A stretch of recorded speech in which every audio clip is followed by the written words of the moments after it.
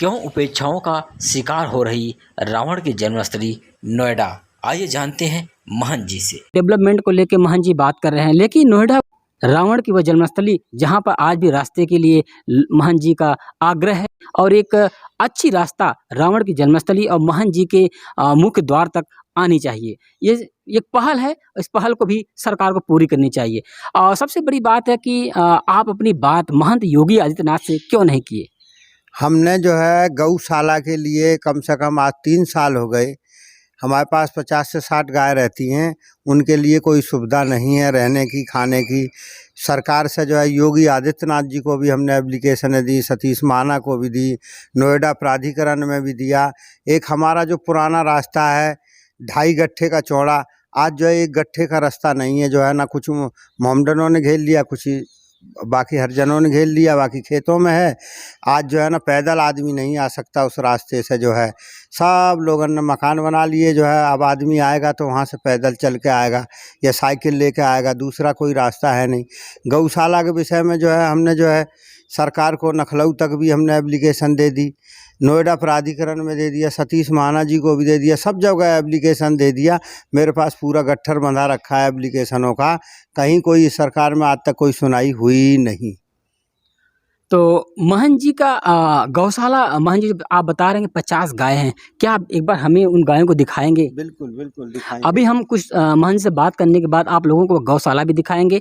और सबसे बड़ी सरकार से महंत जी की आग्रह है कि यहाँ पे एक रास्ता किया जाए। रास्ता आना बहुत ज़रूरी है, क्योंकि जो प्राचीन धरोहर है उसको सुसज्जित किया जाए, बनाया जाए। और लोगों को अगर आएंगे तो लोग जानेंगे इतिहास है हमारी, जो कि भारत एक धार्मिक देश रहा है और धर्म सबसे बड़ी यहाँ की परंपरा रही है। तो इस प्रकार महंत जी, आप कुछ क्या संदेश देना चाहेंगे यहाँ के लोगों को, जनता को?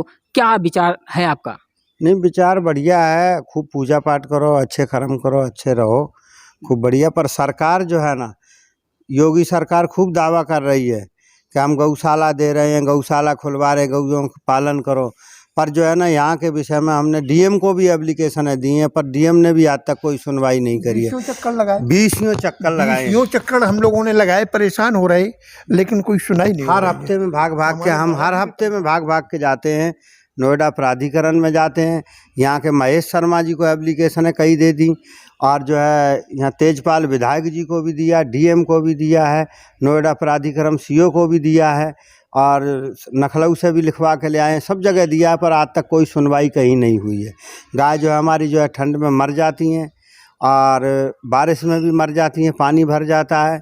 इनके लिए कोई ऐसी खास सुविधा नहीं है, वैसी धूप में भी मर लेती हैं बेचारी। और जितना अब हम पे होता है उतना करते हैं, अपना पालते हैं। बाकी जो है सरकार की तरफ से कुछ नहीं है, बस कागजन में वह झूठा दावा है कि हमने फलाने मंदिर को इतना कर दिया, गौशालाओं के लिए इतना कर दिया। कहीं आज तक हमने जो है हजारों चक्कर काट लिए नोएडा प्राधिकरण के, और एप्लीकेशन धरी, आज तक सरकार की तरफ से कोई जू नहीं रहेंगी, ना कोई सुनवाई हुई है कहीं। जहाँ एक तरह महंत जी का विचार है कि गौशाला के लिए सरकार, योगी आदित्यनाथ मुख्यमंत्री भी है और दोबारा 2.0 की सरकार बनी है। और जो गाय हैं वो आवारा पशु जिसे लोग कहते हैं आज के दौर में, इसे गौ माता कहते थे, लेकिन आज आवारा पशु के रूप में लोग कहते हैं। आइए आपको दिखाते हैं महंत जी ने किन किन लोगों को ज्ञापन दिया था मंदिर के निर्माण के लिए, रास्ता के निर्माण के लिए, गौशाला के निर्माण के लिए। और महंत जी ने जिले ही नहीं, यहाँ तक कि राजधानी लखनऊ भी गए थे कुछ इन पेपरों को लेकर के गौशाला के लिए, लेकिन सरकार अनदेखी कर रही है। महंत जी का यह भी कहना है कि जब से बाबा योगी आदित्यनाथ सरकार में आए, मुख्यमंत्री बने हैं, तब से अनदेखी की जा रही है। और कई बार जो कि लखनऊ तक का चक्कर लगा चुके हैं महंत जी, लेकिन अभी भी गौशाला के प्रांगण के लिए किसी प्रकार की राशि नहीं आई है। आप देख सकते हैं कि कितने ज़्यादा एप्लीकेशन महंत जी ने दिया है। मुख्य कार्य अधिकारी नोएडा डीएम जी को भी पत्र लिखा गया है और इसका भी कोई विशेष प्रभाव नहीं पड़ा है।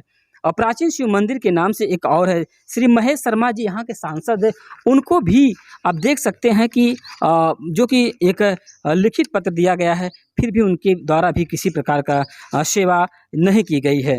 इस पे लिखा गया है कि श्री महेश शर्मा जी सांसद हैं, गौतम बुद्ध नगर उत्तर प्रदेश। प्राचीन शिव मंदिर रामायण कालीन त्रेता युग लंकापति रावण पूजा स्थल कराकर विश्व स्तरीय पर्यटक स्थल बनाने जाने के संबंध विश्व स्तरीय पर्यटक स्थल बनाए जाने की बात को लेकर के महंत जी कई बार ज्ञापन भी दे चुके हैं, लेकिन इस ज्ञापन का अभी सरकार की तरफ से कोई जवाब सवाल भी नहीं आया है। इतने ज़्यादा पेपर हैं, आप देख सकते हैं कि सब जो कि पेपर पड़े हुए जिलाधिकारी के पास कितने पेपर गए हैं, लेकिन इसके बाद भी कोई सुनवाई नहीं हुई। अब देखिए कितने ज़्यादा एप्लीकेशन महंत जी द्वारा दिया गया है। और यही नहीं है, आपको यह भी बता दें कि महंत जी के द्वारा जो कि योगी आदित्यनाथ जो कि मुख्यमंत्री भी हैं, उनको भी पत्र लिखा गया और जा कर के उनके निमंत्रण भी दिया, आने के लिए भी उन्होंने निमंत्रण दिया, फिर भी जो जवाब नहीं आया है उधर से। अब देखना है सरकार किस प्रकार की रवैया अपनाती है। इस प्रांगण 2 एकड़ की ज़मीन में क्या एक विश्व स्तरीय पर्यटक जो कि बनाती है या नहीं, या नोएडा है या जो कि आधुनिक डेवलपमेंट शहर है, औद्योगिक शहर है, दिल्ली कैपिटल से लगा हुआ लगभग 30 किलोमीटर दूरी पर है। को भी दिया गया है और यही नहीं, जो कि गृह मंत्री अमित शाह को भी दिया गया है पत्र। आप देख सकते हैं कि महेश शर्मा जी को दिया गया है और भारत सरकार नई दिल्ली को भी पत्र दिया गया है। आप देख सकिए गृह मंत्री महोदय, भारत सरकार नई दिल्ली, एक पत्र लिखा गया है जिसमें वही बातें कही गई है महंत जी के द्वारा। अब मोदी जी को भी लिखा और यही नहीं, आपको और भी दिखाते हैं पत्र जिसमें महंत जी का कहना है कि हमारे पीएम जी को भी पत्र लिखा गया है। अब महंत जी से बातें हुई और प्रांगण मंदिर विषय में भी बातें हुई, लेकिन महंत जी के द्वारा बड़ा अनुग्रह किया गया सरकार से कि मंदिर के जो प्राचीन मंदिर है इसे विश्व पर्यटन स्थल बनाने के लिए इन्होंने बार बार जो कि महंत जी ने मुख्यमंत्री, प्रधानमंत्री, गृह मंत्री, राष्ट्रपति तक के पत्र लिखे हैं।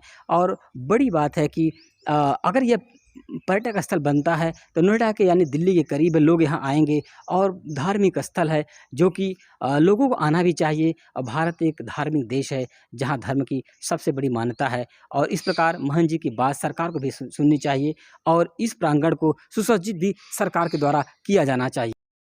कृपया हमारे चैनल को लाइव सब्सक्राइब करना ना भूलें।